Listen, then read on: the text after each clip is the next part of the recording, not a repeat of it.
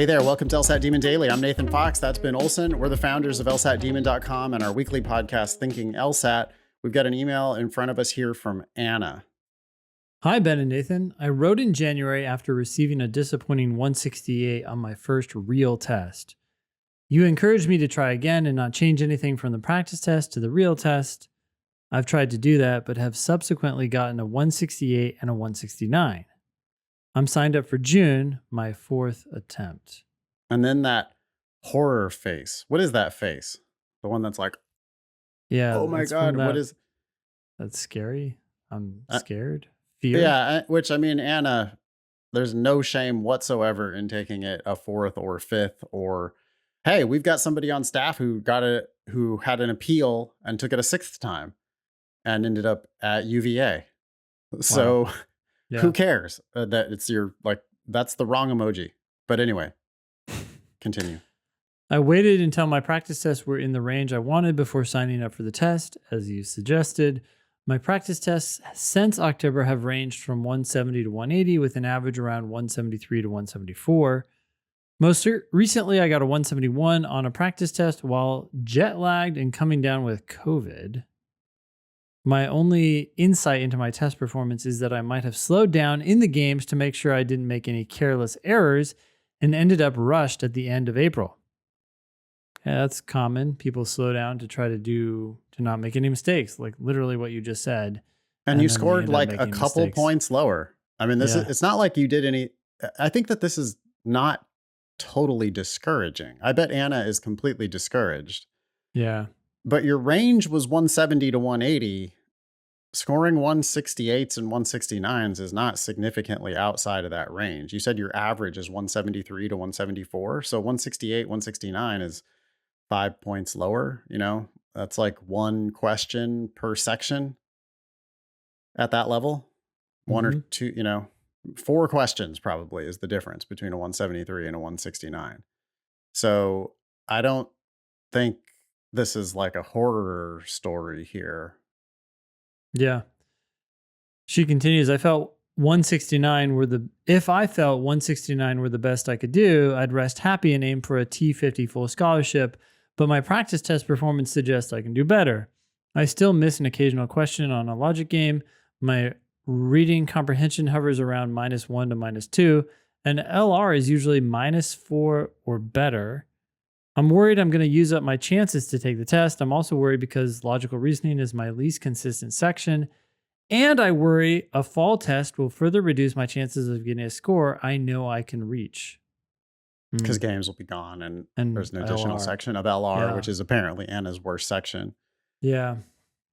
I have advice. Okay. Take it in June. Probably keep doing the same thing you've been doing.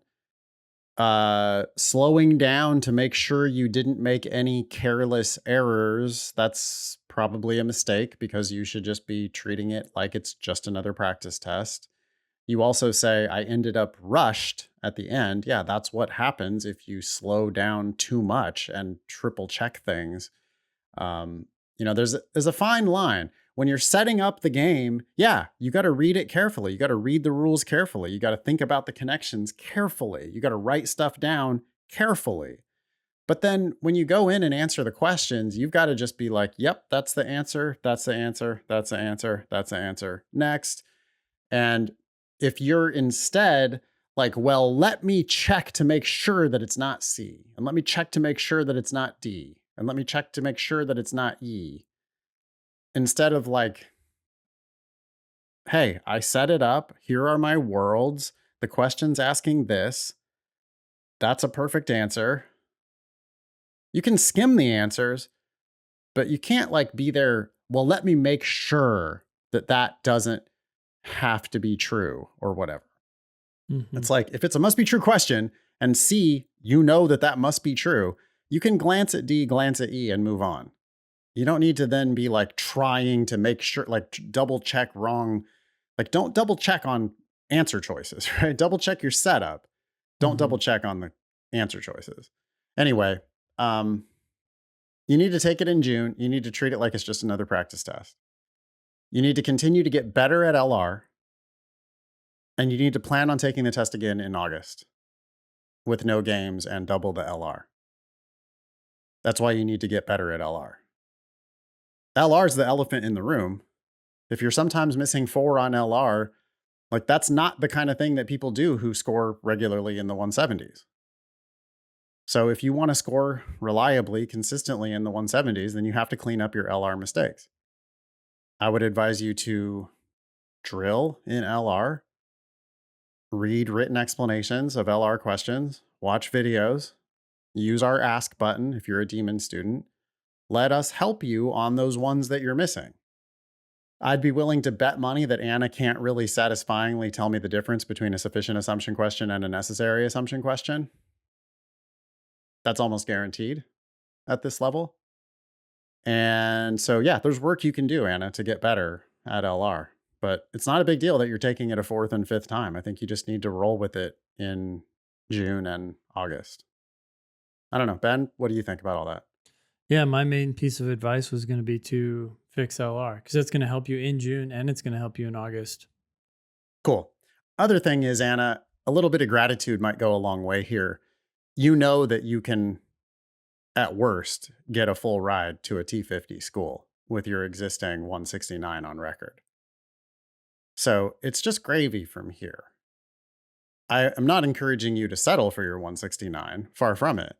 I'm encouraging you to exhaust all of your attempts, and you're a very good bet to score higher on June and or August.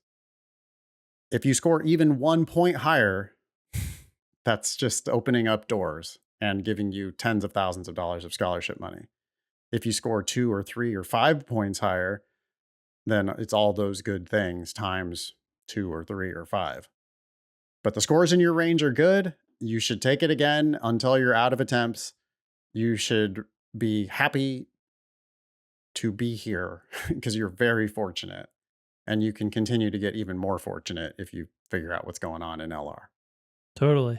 Yeah, that's a very good point. I think if Anna doesn't get a score higher than 169 on her next or last 2 attempts, can go to law school for free, be in Right. the top of her class, Right.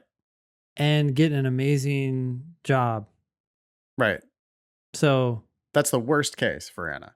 yeah, So yeah, it's just you're very fortunate, Anna, to be here. Most students never even sniff a 169. Your practice tests indicate that you can do better and you should try. You should exhaust all of your attempts. But don't beat yourself up too badly if 169 ends up being the max. Like I have no doubt that you'll have a successful law school and legal career from there. totally. Thanks for writing in. Email daily at lsatdemon.com if you'd like to ask us a question or share some LSAT or law school admissions news. Thanks for listening.